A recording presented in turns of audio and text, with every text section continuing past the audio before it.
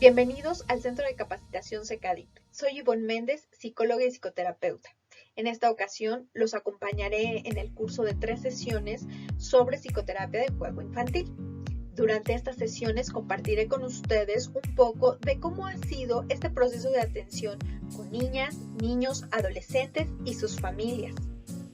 Al iniciar mi proceso de formación y durante mi experiencia práctica, han surgido distintas interrogantes, tales como ¿cuáles son las conductas esperadas para cada edad? ¿Cuándo considerar que se está presentando una dificultad o una problemática? ¿Cómo puedo saber si el neurodesarrollo es adecuado o no? ¿Cuál es el mejor modelo de atención? ¿Por dónde inicio el proceso de intervención? ¿Cómo realizar las entrevistas con los padres, con los docentes, con los pacientes? ¿Cuánto tiempo debe durar un proceso terapéutico? ¿Cuál o cuáles son las alternativas de evaluación, entre muchas otras interrogantes? Por ello, hace 7 años surgió la necesidad de crear espacios para seguir capacitando y actualizando nuestros conocimientos. De ahí nace el Diplomado de Psicoterapia de Juego Infantil. Y para ir dando respuesta a estas interrogantes planteadas, se diseñó con 5 módulos. Los 2 primeros nos habla acerca de la importancia de contar con las bases sobre desarrollo y neurodesarrollo, con la finalidad de conocer cuál es el proceso evolutivo desde el embarazo hasta los primeros años de vida y cómo esto puede repercutir en la persona, lo cual nos permitirá tener mejores elementos al momento de realizar una evaluación psicológica. A partir de tener estos elementos acerca del desarrollo y las etapas de desarrollo, nos va a permitir tomar mejores decisiones para nuestro momento de evaluación psicológica. De esta manera, tener evaluaciones eficaces y certeras, confiables y seguras, que a su vez nos permitan establecer procesos de intervención con objetivos claros. Y por último, que sería nuestro último módulo, hablar acerca de los aspectos legales a los que estamos implicados en nuestra práctica diaria. Si bien no nos vamos a dedicar a esta parte legal o forense, pero el trabajar con niñas, niños y adolescentes puede tener implicaciones legales, las cuales debemos de conocer en nuestra práctica diaria. Mencionábamos, y una de las interrogantes que me surgían durante los primeros años de la experiencia práctica es ¿cómo saber si es algo normal, si es algo esperado para cada edad de los menores? ¿Cuándo identificar que sí está existiendo alguna problemática? Es por ello que en este primer módulo que nos habla acerca del desarrollo, vamos a tomar y se va a considerar estos temas importantes como la psicología perinatal. Muchas veces el motivo de consulta pues ya llegan en edad escolar y no nos damos cuenta que hay ciertas situaciones que surgen desde la parte perinatal y pueden ir generando algunas dificultades, ¿no? A su vez es importante conocer qué pasa durante el embarazo con los menores, con las mamás, con los papás y cómo se va dando este desarrollo prenatal. El nacimiento y la evaluación del recién nacido. Hay momentos y hay situaciones que pudieran ser críticas y que pueden repercutir en el desempeño y en el desarrollo del menor ya cuando se encuentre en la edad escolar. Retomar estos elementos y tener conocimiento de ellos nos va a ayudar a tener una mejor práctica. Finalmente, ¿qué pasa cuando hay un nacimiento prematuro? ¿Cuáles pueden ser esas repercusiones con mamá, con papá y con los menores? De esta manera nosotros poder ir acompañando a las familias en los momentos que se acerquen a pedir pues alguna intervención. Esto nos lleva a que también, además de considerar estos elementos de la psicología perinatal, tenemos que ir considerando la parte del desarrollo motor. Algo que nosotros identificamos en la parte de evaluación, sobre todo cuando los pacientitos llegan muy pequeñitos, pues evaluamos el desarrollo. Por ello, pues es importante tener estos elementos acerca del desarrollo. Y una primera área a la que nos vamos a enfocar, pues es el desarrollo motor, que depende principalmente de la maduración global física del desarrollo de la parte esquelética y del desarrollo neuromuscular.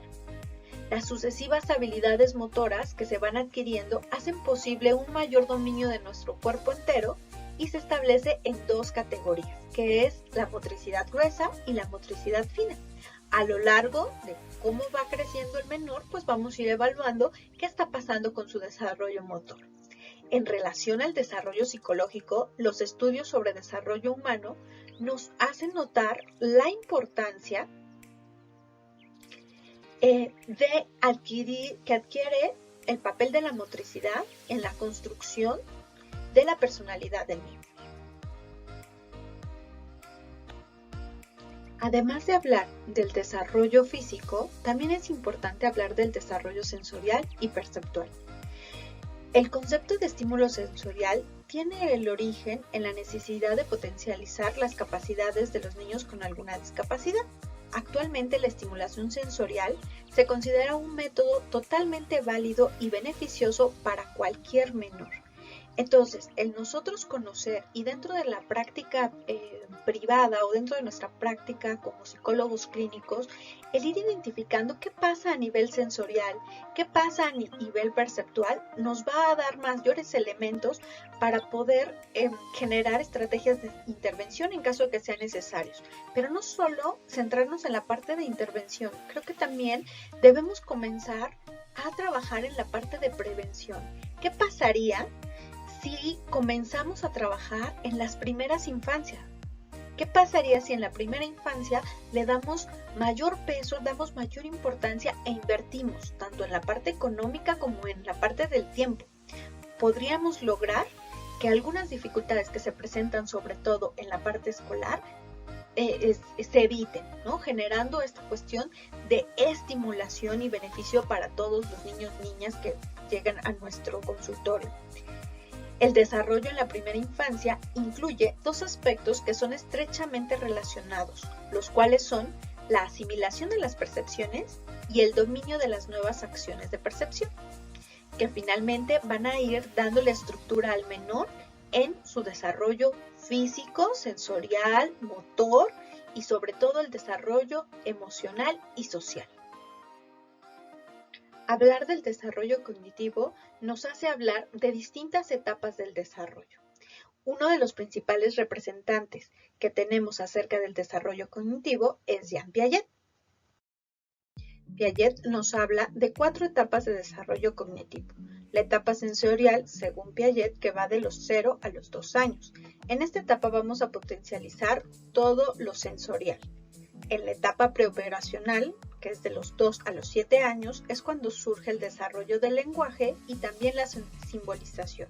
A partir de estas características va a facilitar las siguientes tareas y habilidades y conocimientos que vamos adquiriendo en la etapa de operaciones concretas, que va de los 7 a los 11 años.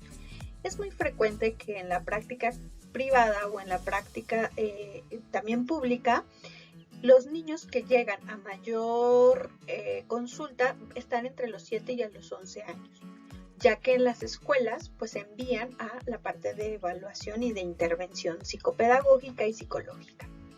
De los 11 años en adelante tenemos la etapa de operaciones formales. Conocer cada una de estas etapas y las características de las mismas nos va a permitir al momento de realizar una evaluación identificar en qué etapa se encuentra el menor, cómo está siendo o cómo ha sido su desarrollo y a partir de estas características poder establecer nuestros objetivos terapéuticos en caso que sea necesario trabajar el área cognitiva. Para hablar del desarrollo psicológico y emocional, retomaremos a algunos autores como lo es Margaret Mahler. Para Mahler, lo importante es el proceso por el cual el niño se separa de la madre para ser un individuo independiente, dejando de lado otros aspectos sexuales que eran tan enfatizados en el psicoanálisis. Mahler consideraba que la personalidad de un individuo se forma a partir de la relación que tiene el niño con la madre. En un inicio, un recién nacido no es capaz de distinguir entre él mismo y las demás personas, por lo que el yo y el no yo, entendiendo el no yo como este mundo externo, es lo mismo para el infante, percibiendo a los demás como si fueran parte de él. Ir entendiendo cómo es que se va dando esta formación del desarrollo psicológico y de la personalidad nos va a permitir tener mayores herramientas para el proceso de intervención. Pero antes de pasar a la intervención, también hablar del proceso de evaluación, para que en este proceso que nosotros elaboremos o en este tiempo determinado de la evaluación podamos identificar cómo es que se ha ido dando este desarrollo psicológico desde los primeros días de vida o a veces desde antes de que el menor nazca, en los primeros años de vida y durante las etapas de desarrollo. Lo menciono así porque casi la mayoría de los casos que llegan a consulta llegan en la edad escolar. Y sobre todo cuando se presentan estas dificultades emocionales, es importante que regresemos un poquito pues, a estos primeros años de vida y cómo es que se fueron dando estas relaciones. Por ello también retomamos a John Bowlby. Y que bueno, John Bowlby nos plantea y da una aportación acerca del apego. En la psicología moderna, hablar del apego es considerado como una relación especial en la cual se relaciona con un intercambio de placer, de cuidado, de seguridad y de confort. Este concepto de apego no habría podido establecerse de no ser pues gracias a la teoría y a las aportaciones e investigaciones de Bowlby, la cual pues ha constituido y es considerada una de las investigaciones más profundas hasta ahora de dicho tema. Sin embargo, los orígenes pues, de este concepto se remontan hasta las teorías psicodinámicas que nos propone Freud sobre el amor. El trabajo de Bowlby consistió en una investigación extensa, la cual se encargó de definir de una forma más exacta este concepto de apego, como una conexión psicológica duradera que se da de forma natural en los seres humanos. La teoría de apego de Bowlby se basó en los postulados psicoanalíticos al estar de acuerdo en que las primeras experiencias que se dan en la infancia tienen un papel muy importante en el comportamiento y desarrollo humano posterior. Retomar la teoría de Bowlby para explicar qué está sucediendo con el apego independientemente de la edad en la que se encuentre nuestro paciente, pues es de suma importancia porque vamos a poder dar respuesta a lo mejor a alguna dificultad o alguna situación que se esté presentando, vamos a poder entender y comprender más qué está pasando con el pacientito y con la familia que está acudiendo con nosotros. Pero también podemos retomar a las investigaciones realizadas por Winnicott. Para Winnicott, también hablaba y se centraba en la relación diádica madre-hijo, considerando al padre como un sostén para el mantenimiento nuclear y a la madre como una figura fundamental en el desarrollo psicológico del menor, siendo la conducta emocional de esta la que va a determinar si el bebé puede alcanzar un verdadero self y servirle al yo auxiliar. Entonces vamos a retomar o se tiene que retomar tanto en el proceso de evaluación como en los procesos de intervención, pues algunos teóricos tanto contemporáneos y no contemporáneos para poder entender qué es lo que está pasando, ¿no? También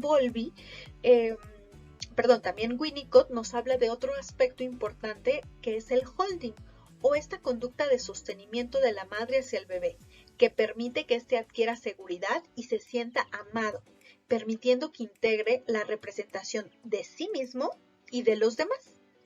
Establece que a lo largo del desarrollo del ser humano pasa por diferentes fases y que existe un primer momento de dependencia absoluta del bebé hacia los progenitores o cuidadores primarios, en el que pues el bebé no es capaz de contener la angustia. A partir de los 6 meses, comienza a ser consciente de esta necesidad y de estos cuidados y también hasta de poder expresarlo, hasta que finalmente se va avanzando hacia una independencia cada vez mayor. Un concepto de gran importancia que Winnicott creó también es el objeto transicional, como aquel que permite establecer al menor un inicio de diferenciación entre el yo y el no yo y que le permite reducir esa ansiedad en la ausencia de sus cuidadores primarios. También son importantes los fenómenos transicionales como el balbuceo, los fenómenos y acciones que el niño hace con el mismo propósito y permite esta progresión sucesiva de individualización y socialización. durante pues todo este proceso, durante este módulo, hablar acerca del desarrollo psicológico y emocional, retomar algunas de las teorías nos va a permitir tener mayores elementos para el momento de poder integrar nuestra evaluación psicológica y también en caso de ser necesario pues establecer los objetivos terapéuticos.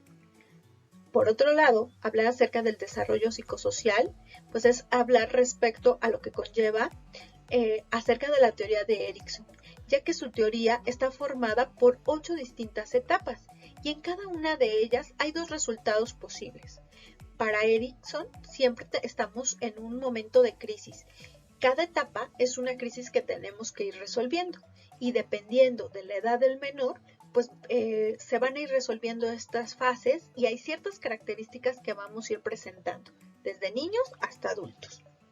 Entender cuál es esta parte y cuáles son los elementos y características de cada una de estas etapas nos va a proporcionar nuevamente herramientas para el momento de evaluación y las estrategias de intervención. Por último, el desarrollo psicosexual. Tanto en el desarrollo psicosocial como en el desarrollo cognitivo se dividen en etapas y o estadios. De igual manera pasa en el desarrollo psicosexual, ya que la sexualidad se encuentra en todas las fases de la vida y se desarrolla a través de un proceso dinámico, gradual y continuo. Entender estas grandes áreas dentro del proceso de desarrollo del individuo nos va a permitir tener mayores elementos y habilidades para poder comprender qué está pasando y así darle respuesta al motivo de consulta que nos están planteando nuestros niños, nuestras niñas, adolescentes y sus familias.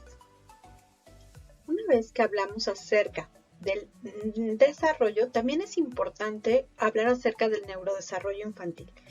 Durante la práctica profesional, les decía, una de las dudas que ha ido surgiendo es cómo saber si las dificultades que se están presentando tienen que ver con el neurodesarrollo, si hay algún elemento orgánico que esté generando alguna dificultad pues en el desempeño del día a día de nuestros pacientes. Es por ello que en este segundo módulo pues nos enfocamos más a conocer qué pasa en el individuo. La neuropsicología infantil pues se refiere a la aplicación de los principios generales de la neuropsicología. Estudia las relaciones entre el cerebro, la conducta y la cognición dentro de un contexto dinámico de un cerebro en desarrollo. Vamos a tener muy en cuenta que cuando estamos trabajando con menores, el desarrollo de nuestro sistema nervioso central está en proceso. No podemos decir que hay cosas que ya están completamente establecidas, sino más bien tenemos que estudiar cómo es este desarrollo dentro del contexto dinámico que se encuentran pues nuestros pacientitos. El neuropsicólogo infantil va a ser este especialista en evaluación y tratamiento de niños o adolescentes con alteraciones cognitivas, de la conducta o académicas relacionadas con problemas congénitos o una lesión cerebral.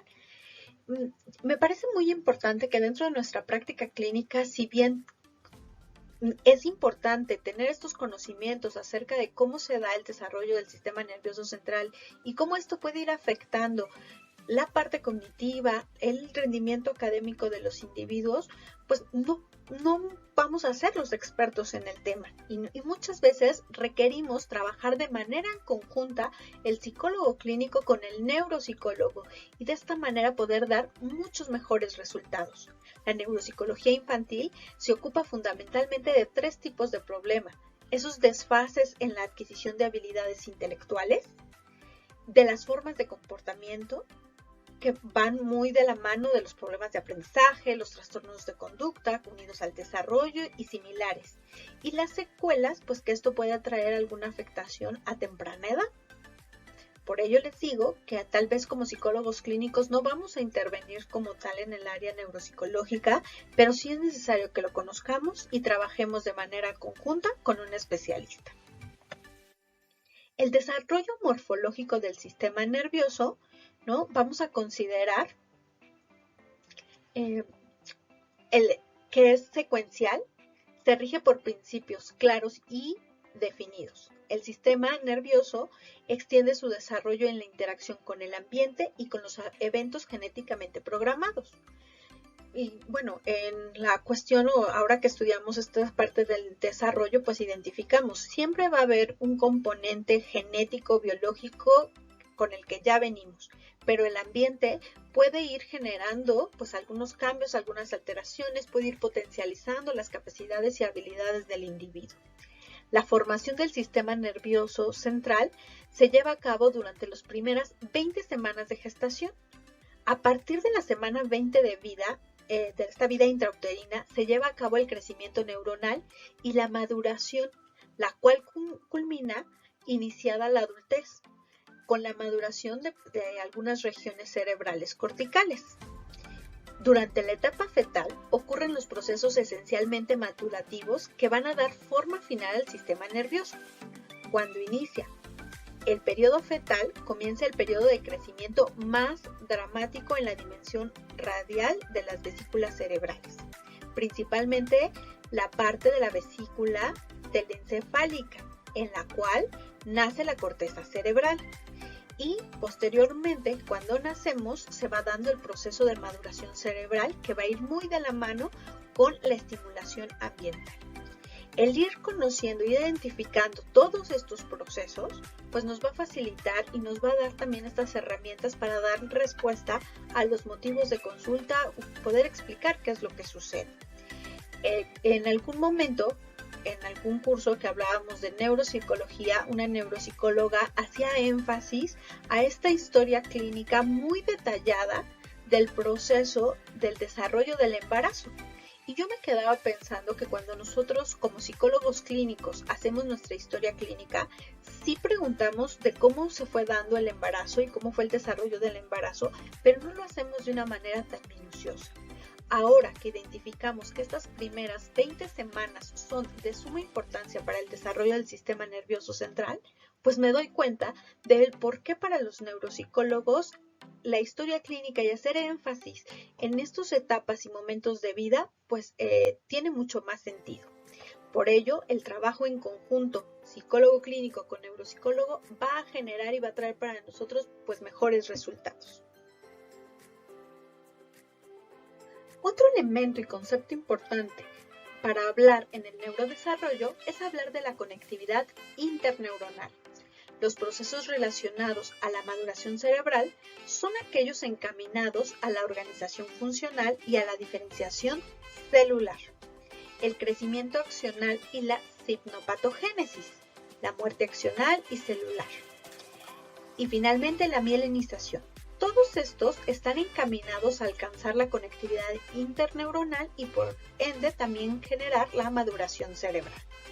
Las evidencias del desarrollo y de la función neuronal en una etapa prenatal.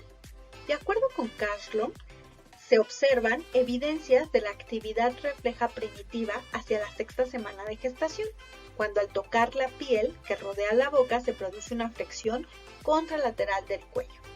Esta sensibilidad de la piel se extiende en las siguientes 6 a 8 semanas y se observan estas respuestas reflejas cuando se estimula desde la cara o las palmas de la mano y la región superior del tórax. ¿Cuál es la relación entre lenguaje y maduración cerebral? Generalmente se observa un desarrollo paralelo entre el lenguaje y el comportamiento motor, aunque para algunos autores el desarrollo del lenguaje es independiente del desarrollo motor. Muestra de ello es el hecho de que niños con dificultades motoras severas logran desarrollar un lenguaje alternativo. El lenguaje es una función compleja compuesta de 5 niveles: la parte fonológica, morfosintáctica, la semántica y la pragmática. Se reconocen como elementos centrales del lenguaje la fonología segmental, la morfosintaxis y la semántica. En este módulo pues se habla y extendemos mucho más de cuál es esta relación del lenguaje y la maduración cerebral y así de cuáles son también estos elementos que componen el lenguaje, ya que pues también uno de los motivos de consulta a los que más pues se acercan los niños es por dificultades de lenguaje. Si bien tal vez nosotros no lo vamos a atender, pero sí es importante conocer estas características, poder orientar a las familias para referirlos a los especialistas indicados o los especialistas más adecuados para atender las dificultades del lenguaje.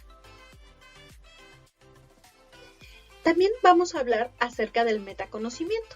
Este se refiere al reconocimiento de nuestras propias capacidades cognitivas y de los factores que lo van afectando. Las estrategias de autocontrol, automonitoreo, tales como tratar de mejorar la ejecución de una tarea en particular o tener un conocimiento de la capacidad que se posee para desarrollar dicha tarea, son elementos que vamos a ir desarrollando y que va dentro del neurodesarrollo. La metacognición inicia hacia los 4 años de edad y alcanza su máxima representación entre los 6 y 8 años. Entonces, también es uno de los elementos que nosotros podemos ir evaluando e identificando para saber si es necesario pues, una evaluación más enfocada al área neuropsicológica. De acuerdo con Piaget, existen estructuras abstractas, a los que llamamos esquemas, que subyacen al origen de la inteligencia. El desarrollo de estos esquemas es paralelo al crecimiento cognitivo. El modelo piagetiano existe en dos procesos. Primero es la organización y adaptación, que están biológicamente determinados y que funcionan durante toda la vida, desde la infancia hasta la vejez. La organización es integrar estas estructuras cada vez más complejas para entonces pasar a la adaptación. Vamos a entender adaptación como este ajuste permanente del organismo con esta nueva información que vamos adquiriendo. La asimilación la vamos a considerar como la interpretación del ambiente. Entonces, es adentrarnos de cómo estos procesos cognitivos que hablábamos en el módulo anterior acerca del desarrollo van a ir muy de la mano en el neurodesarrollo. Para fines académicos, pues tal vez lo dividimos entre desarrollo y neurodesarrollo. Sin embargo, en la práctica es algo que se va dando a la par y necesitamos ir integrando esta información para poder dar respuesta a los motivos de consulta de los cuales pues llegan nuestros pacientitos. Y esto nos lleva a este tercer módulo que nos habla acerca de evaluación infantil. Y yo les decía, en esta parte del inicio del proceso como psicóloga clínica infantil, pues surgían muchas dudas, ¿no? Y en algún momento decía, ¿cómo puedo yo saber qué sí está pasando, qué no está pasando? ¿Cómo evalúo? Y el tener estos conocimientos sobre desarrollo y neurodesarrollo, pues fue despejando esas dudas. Fui identificando qué era lo esperado para cada una de las edades, tanto en el desarrollo emocional, social, cognitivo y en la parte pues orgánica, neuropsicológica del individuo. A partir de este conocimiento que ha sido mi base, también me ha permitido ir desarrollando estas herramientas para la evaluación infantil. El identificar, a lo mejor en una primera consulta, y que es la que pues realizamos regularmente con los papás, identificar a lo mejor ciertos indicadores, qué edad tiene el menor, cómo ha sido un poco su proceso de desarrollo en todas las áreas, me va a permitir a mí tomar decisiones de cuáles son las mejores herramientas para la evaluación, qué tipo de evaluación tengo que realizar. Tal vez si tengo que realizar una valoración de todas las áreas del individuo o si solo me centro tal vez en lo que es el área psicoafectiva o del desarrollo psicosocial del individuo, ¿no? Esto va a depender pues de cada caso y cada situación, pero pues el conocer acerca de desarrollo y neurodesarrollo nos va a permitir tomar mejores decisiones. En la evaluación infantil, lo primero que vamos a considerar es qué es evaluación. Y a mí me gusta retomar la definición de Fernández Ballesteros.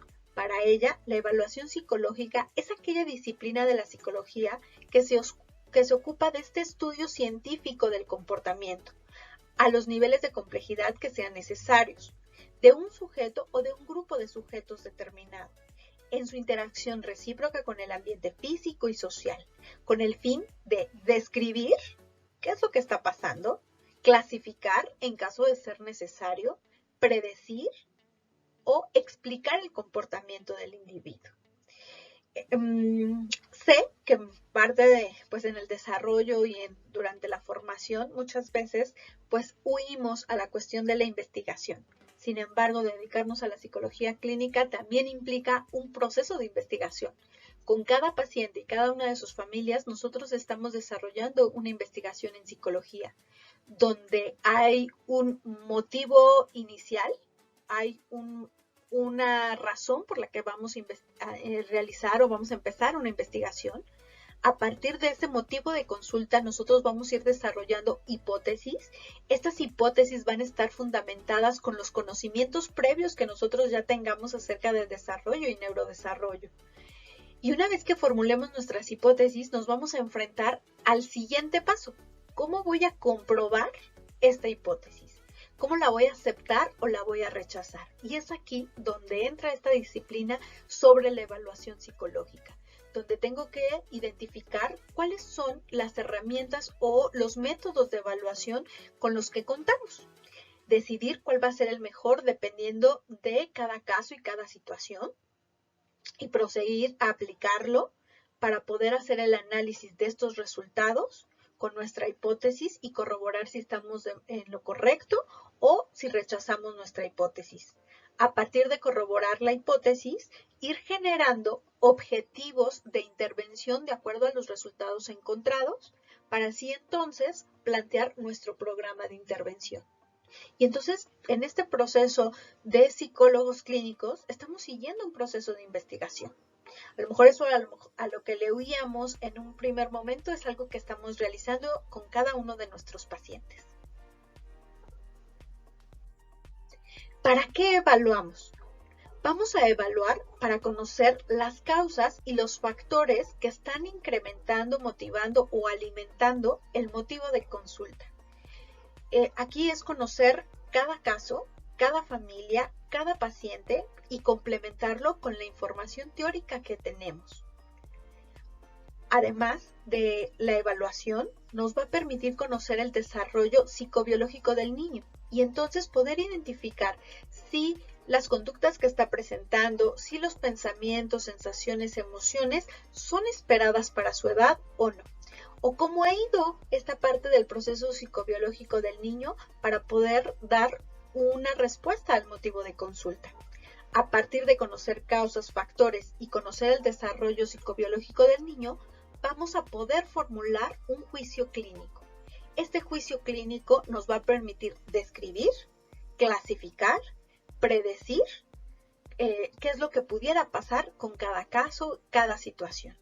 Finalmente, una vez que realicemos el juicio clínico, vamos también a poder generar un programa de intervención o un tratamiento.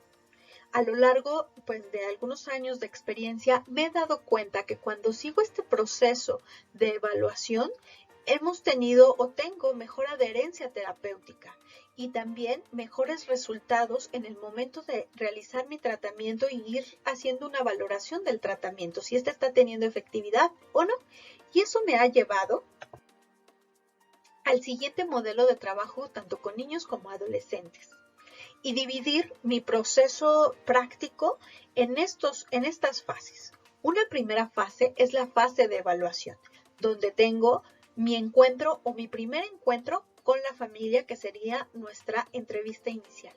En esta entrevista inicial identifico cuál es el motivo de consulta, exploro el motivo de consulta y determino cuál va a ser el paso a seguir en la evaluación. Si hago una valoración de todas las áreas del desarrollo del individuo, una evaluación psicopedagógica, o solo realizo una evaluación en el área socioafectiva.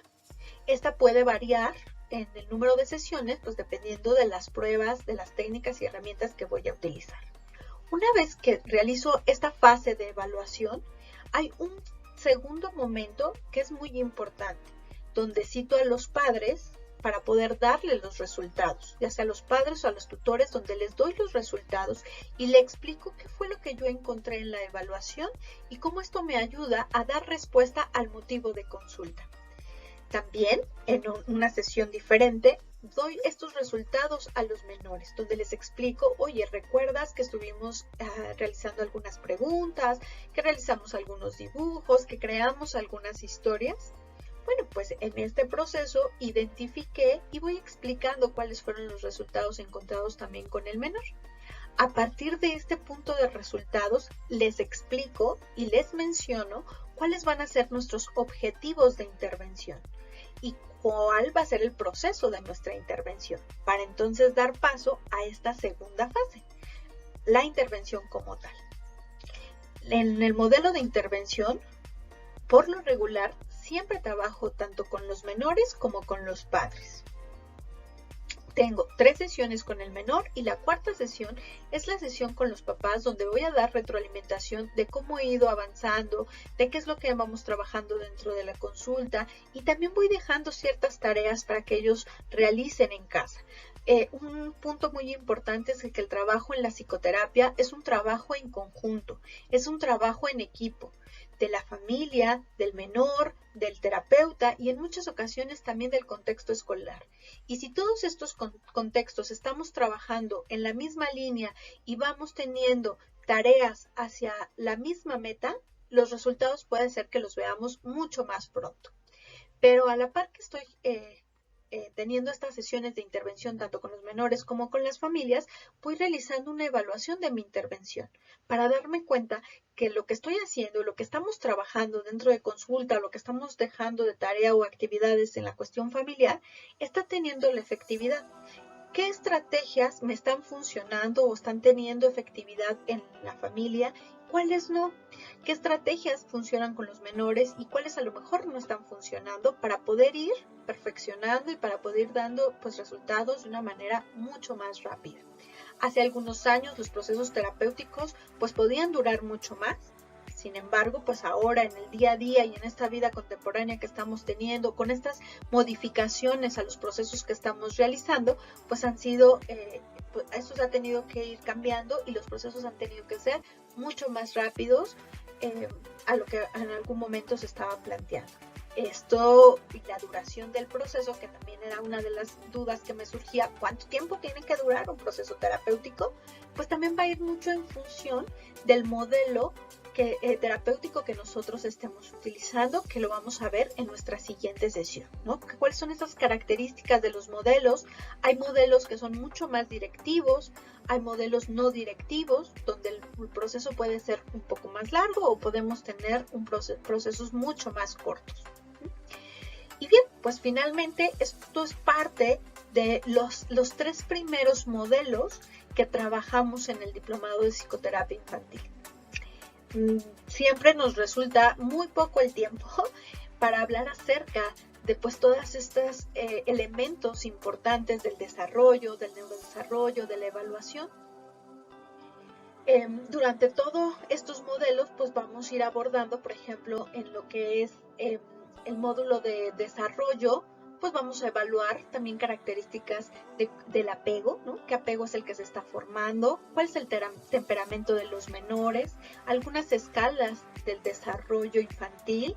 En la parte del modelo del neurodesarrollo, vamos a hablar acerca de características específicas de ciertos trastornos que generalmente son por lo que llegan al motivo de consulta, como las dificultades de conducta, las dificultades de aprendizaje. Y en lo que se refiere al modelo de evaluación, vamos a revisar algunas pruebas que van justo con tendencia a la norma, que es nuestra siguiente diapositiva, que nos habla de los métodos de evaluación.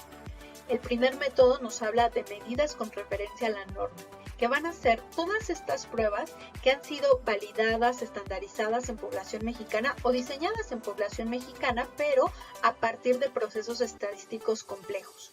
Y voy a tener un punto de referencia, ¿no? Dependiendo de la edad del menor o del evaluado, van a haber ciertas características esperadas para ellos. También vamos a abordar las entrevistas. ¿Qué características debe tener esta entrevista? ¿Qué hago con el menor? ¿Qué hago con los docentes? ¿Qué hago con los papás? Así como las observaciones conductuales y procedimientos informales que en muchas ocasiones también hacemos uso para poder tener más información y entonces ahora sí poder confirmar nuestra hipótesis o rechazar nuestra hipótesis. Y bien, por último, les dejo las referencias que podemos retomar para hablar acerca de estos 3 módulos. Sin embargo, toda esta información es una información que podemos ir extendiendo y podemos ir ampliando en cada uno de los módulos del Diplomado de Psicoterapia Infantil. Les agradezco su atención y los espero en nuestra siguiente sesión.